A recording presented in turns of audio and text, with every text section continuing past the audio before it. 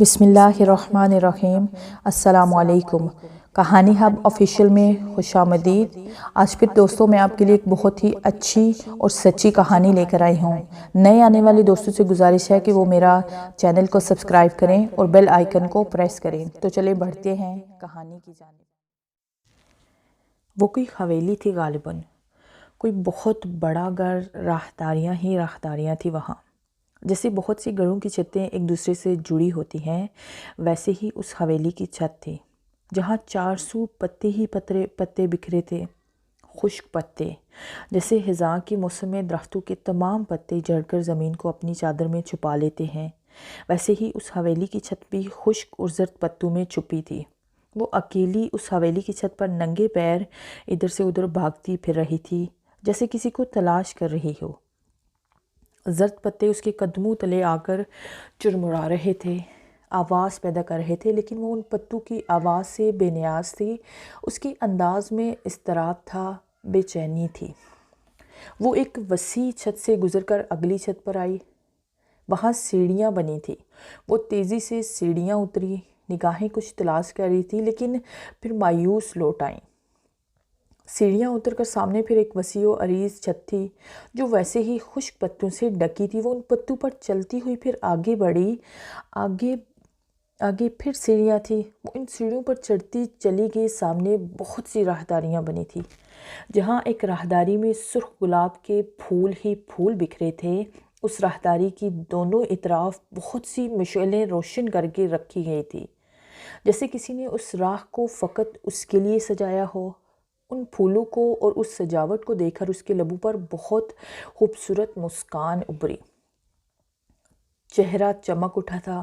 وہ مسرور سی اپنے ننگے پیر زمین سے ان پھولوں پر رکھتی آگے بڑھنے لگی۔ جیسے جیسے وہ آگے بڑھ رہی تھی، ویسے ویسے سامنے سجی مشعلیں خود بخود روشن ہوتی جا رہی تھیں اور اس کی خوشی کو مزید بڑھا رہی تھی۔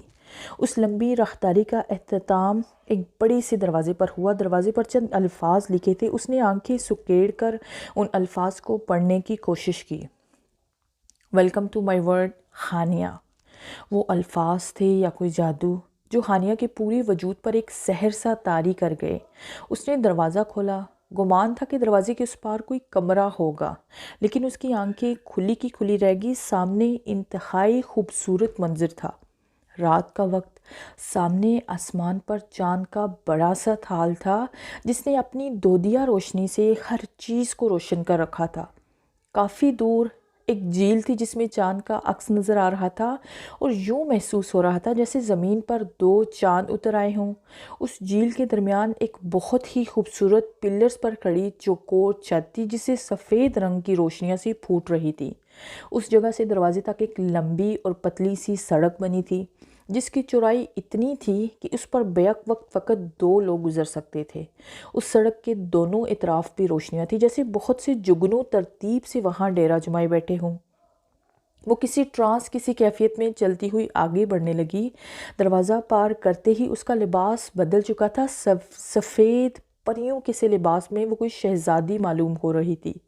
اوپر سے چہرے کی الوہی مسکان اس کے حسن کو مزید بڑھا رہی تھی۔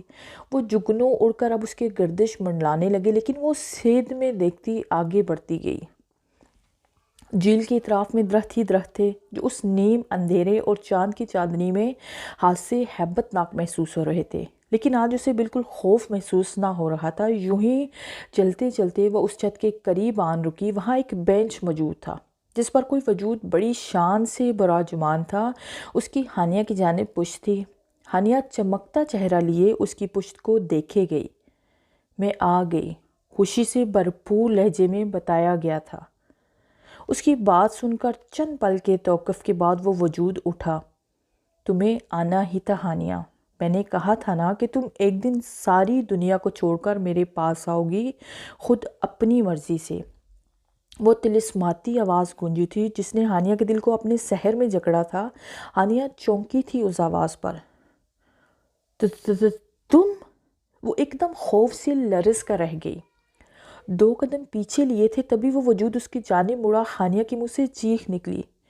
وہ ایک دم اٹھ کر بیٹھی، سانس انتہائی تیز چل رہا تھا، پورا وجود پسینے سے شرابور تھا۔ اس نے خوفزدہ نگاہوں سے ادھر ادھر دیکھا، وہ سارا منظر غائب ہو چکا تھا۔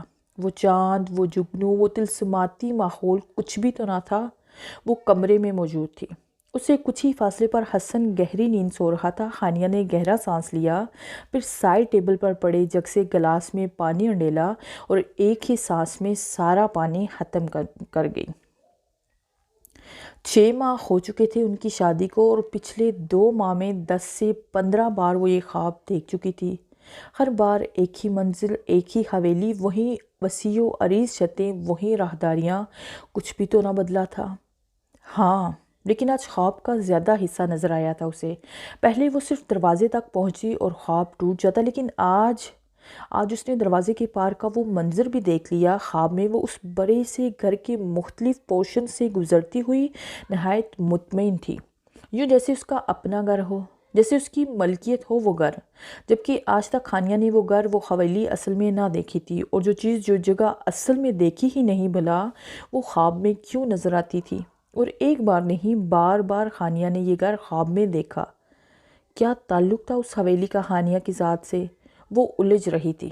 ان 6 ماہ میں وہ کافی بدل چکی تھی، اور بھی بہت سے الٹے سیدھے خواب نظر آتے تھے اسے، لیکن وہ اب حسن کو کچھ نہیں بتاتی تھی۔ جانتی تھی وہ کبھی یقین نہیں کرے گا، تبھی ہر بات اپنے تک محدود رکھنے لگی۔ پہلے کی نسبت کافی خاموش بھی ہو گئی تھی۔ اکثر رات میں وہ ڈر جاتی، کبھی کبھار دن میں بھی اپنے کمرے میں جانے سے خوفزدہ ہوتی، لیکن اس بارے میں بھی گھر میں کسی سے بھی کبھی ذکر نہ کیا۔ حسن مطمئن ہو چکا تھا کہ ہانیہ کی حالت میں بہتری آ چکی ہے، لیکن اس بات سے بے خبر تھا کہ اس کی حالت سنبھلنے کی بجائے آہستہ آہستہ بگاڑ کی طرف جا رہی ہے۔ تائی جی کا رویہ بھی کافی بہتر ہو چکا تھا ہانیہ سے۔ جب ہانیہ نے پورے گھر کا انتظام سنبھال لیا تو تائی جی کو بھی اپنے دل کا میل صاف کرنا ہی پڑا۔ بظاہر ان کی زندگی مطمئن تھی۔ وہ سب ڈائننگ ٹیبل پر بیٹھے ڈنر کر رہے تھے۔ حسن اور ہانیہ ٹیبل کی دائیں سائڈ پر تھے، جبکہ بشریٰ بیگم، رضا صاحب اور محسن بائیں جانب بیٹھے تھے۔ کھانا کھاتے کھاتے حسن نے نگاہ اٹھا کر سب کے چہروں سے ان کے مزاج کا اندازہ لگانا چاہا۔ خوشگوار ماحول تھا اور سب کے موڈ بھی کافی بہتر تھے۔ اہم اس نے کھنکار کر سب کو اپنی جانب متوجہ کیا۔ بابا، ایک ضروری بات کرنی تھی آپ سے۔ وہ رضا صاحب سے مخاطب ہوا۔ رضا صاحب، جو محسن سے اس کی یونیورسٹی اور پڑھائی کے بارے میں کچھ پوچھ رہے تھے، چونک کر اس کی طرف متوجہ ہوئے۔ ہاں کہو بیٹا، کیا بات ہے؟ انہوں نے سر ہلاتے ہوئے اجازت دی۔ حسن نے ایک نظر برابر میں بیٹھی ہانیہ پر ڈالی، جو سر جھکائے پلیٹ میں چمچ سے چاول ادھر ادھر پلٹ رہی تھی۔ بابا، وہ ایکچولی میری کمپنی مجھے کراچی شفٹ کر رہی ہے، بس اسی بابت بات کرنی تھی آپ سے، اس نے دھیمے سے لہجے میں کہا، مبادا کہیں ڈانٹ ہی نہ بھر جائے۔ کراچی شفٹ کر رہی ہے؟ مگر کیوں؟ یہاں کام کرنے میں کیا قباحت ہے؟ رضا صاحب نے بغور اس کا چہرہ دیکھا۔ باقی سب بھی حسن کی جانب متوجہ ہو چکے تھے۔ بابا، اصل میں ایک کمپنی کراچی میں ایک نیا پروجیکٹ شروع کر رہی ہے، تو وہاں کے آفس میں انہیں کسی قابل بندے کی ضرورت ہے۔ میری صلاحیتوں کو دیکھتے ہوئے انہوں نے مجھے وہاں بھیجنے کے بارے میں سوچا ہے۔ صرف 2 سال کی بات ہے بابا۔ وہاں مجھے رہائش بھی مل رہی ہے، کمپنی کی طرف سے گاڑی بھی، اور میری انکم میں بھی اضافہ ہوگا۔ صرف اتنا نہیں، بلکہ میری پروموشن بھی ہوگی۔ یہ ایک گولڈن آفر ہے میرے لیے۔ آپ جانتے ہیں نا کہ میرے کیریئر کا آغاز ہے یہ، اور میں بہت آگے تک جانا چاہتا ہوں، تو یہ موقع مجھے بہترین لگ رہا ہے۔ اس لیے سوچا آپ سب سے مشورہ کر لوں۔ اگر آپ کی اجازت ہو تو پھر ہی کمپنی سے کوئی بات کروں۔ وہ خاصا پرجوش لگ رہا تھا۔ رضا صاحب اس کی بات پر سوچ میں پڑ گئے۔ ہرگز نہیں۔ ارے 2 ہی تو پتر ہیں میرے، تم بیاہ کر یوں میلوں دور جا کر بیٹھ جاؤ ہم سے، نہ ہم تمہیں دیکھ سکے نہ تم ہمیں۔ بالکل نہیں، صاف انکار دو حسن۔ کام کرنا ہے تو یہیں کرو، لاہور میں رہ کر، بس۔ بشریٰ بیگم نے صاف چٹا انکار کر دیا اس بات پر۔ حسن انہیں دیکھ کر رہ گیا۔ ارے چپ کرو بشریٰ، اب وہ کوئی ٹین ایج لڑکا نہیں ہے، ماشاءاللہ سے شادی شدہ ہے، کل کو اولاد بھی ہو جائے گی، اسے اپنی ذمہ داریاں سمجھنے دو، اس قابل ہو لینے دو کہ وہ اپنی زندگی کے اہم فیصلے خود لے سکے۔ رضا صاحب نے قدرے سخت انداز اختیار کیا۔ لیکن رضا صاحب، ایسے کیسے میں اپنے بچی کو خود سے جدا کر کے اتنی دور؟ بشریٰ بیگم منمنا کر رہ گئی جب رضا صاحب نے ہاتھ اٹھا کر انہیں خاموش رہنے کا اشارہ کیا۔ مجھے بات کرنے دو پہلے حسن سے۔ ان کے کہنے پر بشریٰ بیگم منہ کے زاویے بگاڑتی خاموش ہو گئی۔ ہاں تو برخودار، تم بتاؤ، تم کیا چاہتے ہو؟ میرا مطلب تم راضی ہو جانے کے لیے؟ رضا صاحب نے اس کی خواہش جاننی چاہی۔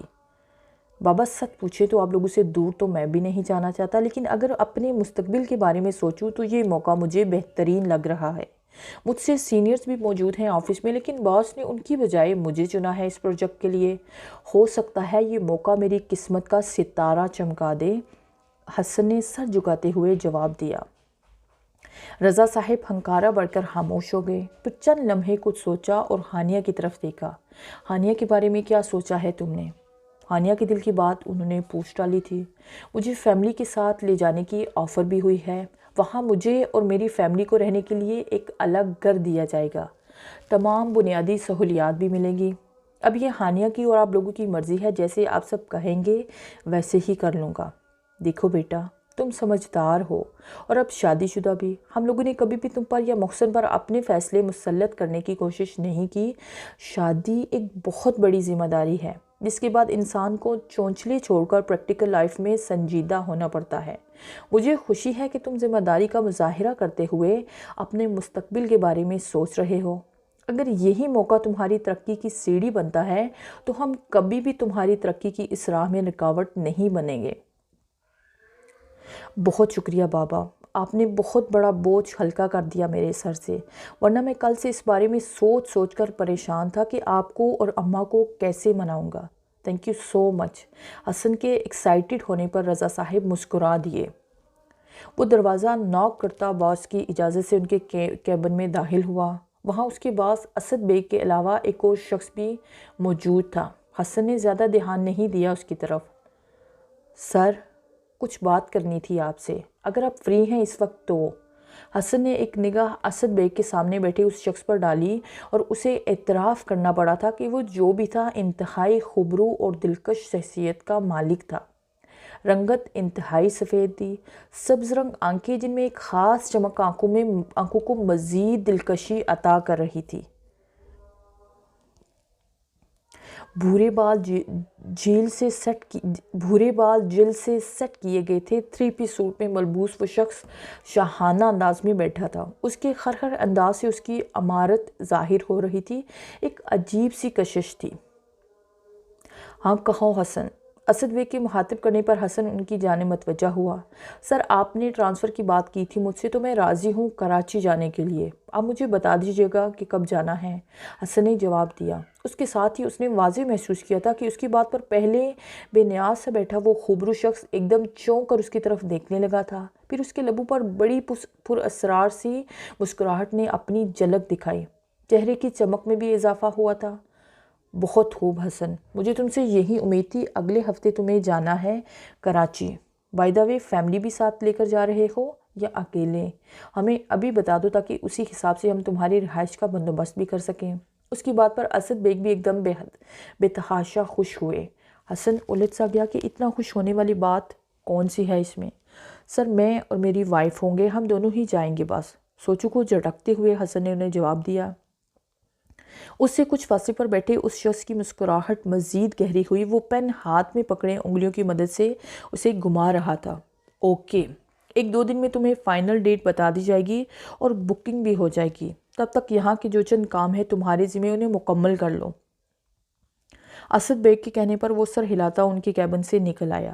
اس کے جانے کے بعد اسد بیگ نے فاتحانہ نگاہوں سے سامنے بیٹھے اس شخص کی جانب دیکھا جو آنکھوں میں جنون ہے اس چمک لیے اسد بیگ کی طرف ہی دیکھ رہا تھا۔ لبوں کی پر اسرار مسکراہٹ بدستور قائم تھی۔ لیجئے اشہب حمدانی صاحب، آپ کا کام تو ہو گیا۔ وہ جانے کے لیے راضی بھی ہو چکا ہے۔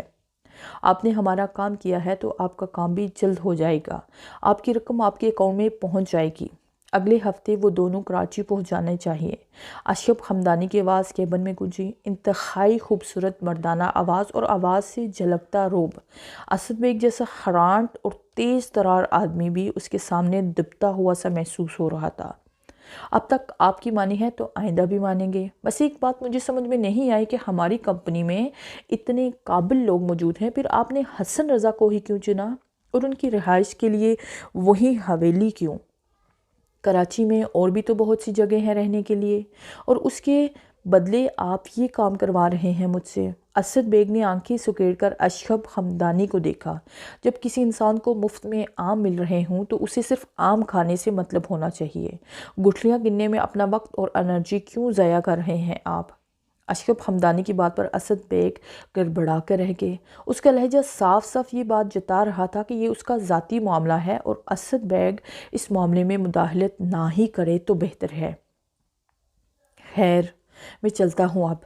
آپ کی اور میری کمٹمنٹ بس یہیں تک تھی، شام تک آپ کی رقم آپ کے اکاؤنٹ میں ٹرانسفر ہو جائے گی۔ اشرف حمدانی اٹھا۔ اسد بیگ نے بھی کھڑے ہو کر الوداعی مصافحے کے لیے ہاتھ بڑھایا۔ اشرف نے فقط ایک نگاہ اس کے بڑھے ہوئے ہاتھ پر ڈالی، پھر ہاتھ ملائے بغیر کوٹ جھٹک کر سیدھا کرتے ہوئے کیبن سے نکل گیا، جبکہ اسد بیگ بڑبڑاتے ہوئے کرسی پر بیٹھ گئے۔ وہ اسد بیگ کے کیبن سے نکل رہا تھا جب نظر سامنے ٹیبل کے پیچھے بیٹھے حسن پر پڑی۔ ایک طنزیہ مسکراہٹ نے اشرف حمدانی کے لبوں کو چھوا۔ آنکھوں میں استہزاء کا رنگ غالب تھا۔ بے نیازی سے متوازن چال چلتا ہوا وہ لفٹ کا بٹن پریس کرتا اندر داخل ہوا۔ لفٹ بالکل خالی تھی۔ دروازہ بند ہوتے ہی اس نے لفٹ کی دیواروں کی جانب دیکھا۔ اگر کوئی عام انسان لفٹ میں موجود ہو تو دیواروں میں اس کا عکس نظر آتا ہے کہ لفٹ کی دیواریں کسی آئینے کی مان نظر آتی ہیں، لیکن اس وقت وہاں اشرف کا عکس نظر نہیں آ رہا تھا۔ جس جگہ وہ کھڑا تھا عکس میں وہ جگہ خالی دکھائی دے رہی تھی۔ لبوں پر مسرور سی مسکراہٹ سجائے اس نے دیوار پر انگلی سے ٹچ کیا۔ اگلے ہی لمحے وہاں خانیہ کی خوبصورت تصویر جگمگا رہی تھی۔ تصویر میں اس کے چہرے پر بھی مسکراہٹ تھی۔ بہت کم وقت رہ گیا ہے تمہاری اور میری روبرو ملاقات ہونے میں، بس کچھ دن اور، میرا انتظار ختم ہونے کو ہے۔ دلچسپی سے اس تصویر کو دیکھتے ہوئے اس نے سرگوشی کی تھی۔ اس کی آنکھوں کا سبز رنگ تبدیل ہو کر سرخی میں ڈلنے لگا، پھر دیکھتے ہی دیکھتے وہ تصویر مٹ گئی۔ لفٹ بھی رک چکی تھی۔ وہ آنکھوں پر گوگلز چڑھاتا مضبوط قدموں سے چلتا لفٹ سے نکل کر ایک جانب بڑھ دیا۔ اداس ہو؟ وہ ٹرین میں بیٹھے کراچی کی جانب محو سفر تھے جب حسن نے اپنے کندھے پر سر رکھ کر بیٹھی ہانیہ سے پوچھا۔ رات کا تیسرا پہر چل رہا تھا لیکن دونوں کو ہی نیند نہ آ رہی تھی۔ ہانیہ نے ایک نظر اس کی جانب دیکھا، پھر نفی میں سر ہلاتی سیدھی ہو بیٹھی۔ نہیں، اداس تو نہیں ہوں، بس یوں ہی بے چینی سی محسوس ہو رہی ہے۔ پہلے کبھی گھر والوں سے اتنی دور نہیں گئی نا، شاید اس لیے دل گھبرا رہا ہے یہ سوچ سوچ کر کہ 2 سال کیسے رہوں گی سب کے بنا۔ وہ دھیمی سی آواز میں بول رہی تھی۔ میں تو تمہارے ساتھ ہوں نا، اور پھر زندگی میں کچھ پانے کے لیے قربانی تو دینی ہی پڑتی ہے۔ صرف 2 سال کی بات ہے، اس کے بعد ہم سب اکٹھے ہی رہیں گے۔ حسن نے اس کے کندھے کے گرد بازو حمائل کرتے ہوئے اسے اپنے ساتھ لگایا۔ اسے بھی کچھ اچھا نہیں لگ رہا تھا یوں گھر والوں سے اتنی دور، لیکن فقط اپنے اچھے مستقبل کے لیے وہ جانے پر تیار ہوا تھا۔ دوپہر 2 بجے کے قریب وہ لوگ کراچی میں اپنی مطلوبہ جگہ پہنچے۔